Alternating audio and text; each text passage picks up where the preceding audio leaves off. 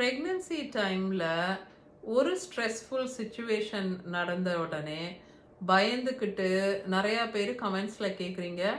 நேற்று வந்து வீட்டில் ஒரு ப்ராப்ளம் இல்லைனா ஒரு சண்டை ஆயிடுச்சு, ஒரு ஆர்கியூமெண்ட் ஆயிடுச்சு, நான் அப்செட் ஆயிட்டேன், அழுதேன், இது வந்து என்னோட குழந்தைய பாதிக்குமா இல்லை என்னோட ப்ரெக்னன்சியை பாதிக்குமா அப்படின்னு சொல்லிட்டு கேட்குறீங்க.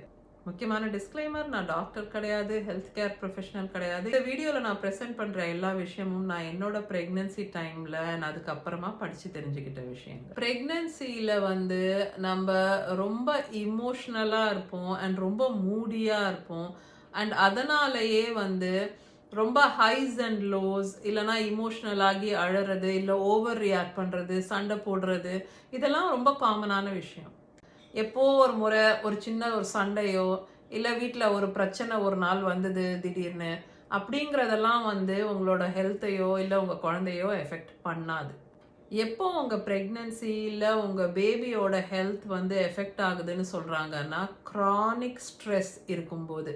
ஸோ நீங்கள் கண்டினியூஸாக ஒரு ஸ்ட்ரெஸ்ஃபுல் சுச்சுவேஷனில் இருக்கீங்க, இல்லைனா ஒரு பெரிய ஸ்ட்ரெஸ்ஃபுல் ஈவெண்ட், ஒரு தாங்க முடியாத ஒரு லைஃப் சேஞ்சிங் விஷயம் நடக்குது உங்கள் லைஃப்பில் ப்ரெக்னெண்ட்டாக இருக்கும்போது, அந்த மாதிரி விஷயங்கள், அந்த க்ரானிக் ஸ்ட்ரெஸ் அப்படிங்கிறது தான் வந்து உங்கள் பேபியோட ஹெல்த்தை எஃபெக்ட் பண்ணுறதுக்கு சான்ஸ் இருக்குன்றாங்க. எனக்கு புரியல, க்ரானிக் ஸ்ட்ரெஸ்னால் என்ன அப்படின்னு கேட்டிங்கன்னா, நான் சில எக்ஸாம்பிள்ஸ் சொல்கிறேன்.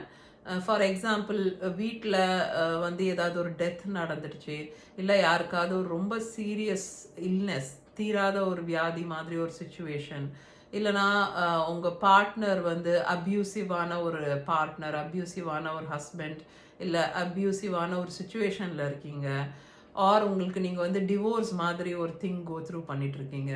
எப்போவுமே வந்து சூழ்நிலை சரியாக இல்லாமல் இருக்குது, காசு விஷயமா இருக்கலாம், சுத்தமாக காசு இல்லை, கடன், அந்த மாதிரி ஸ்ட்ரெஸ்ஸாக இருக்கலாம், இல்லை வேலை போயிடுச்சு, அந்த மாதிரி situation. Even natural disasters like பூகம்பம், ரைட், அந்த மாதிரி விஷயங்கள் சொல்கிறாங்க, சுனாமி வந்தது. Also anxiety or depression. டிப்ரெஷனுங்கிறது வந்து கண்டினியூஸ் சேட்னஸ், ஆங்ஸைட்டிங்கிறது வந்து இப்படி இருக்குமோ அப்படி இருக்குமோன்னு நினச்சி பதட்டம் ஆகுறது தான் ஆங்ஸைட்டின்னு சொல்கிறாங்க இல்லையா.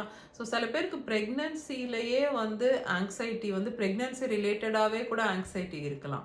ஸோ அந்த மாதிரி உங்களுக்கு சப்போஸ் ப்ரெக்னன்சி ரிலேட்டட் ஆங்ஸைட்டி இருக்குது, இல்லை ப்ரெக்னன்சி ஆன அப்புறம் உங்களுக்கு டிப்ரெஷன் மாதிரி இருக்குன்னா கண்டிப்பாக அதுக்கு ஹெல்ப் இருக்குது. ஸோ நீங்கள் உங்கள் டாக்டர் கிட்ட அதை பற்றி பேசுங்க.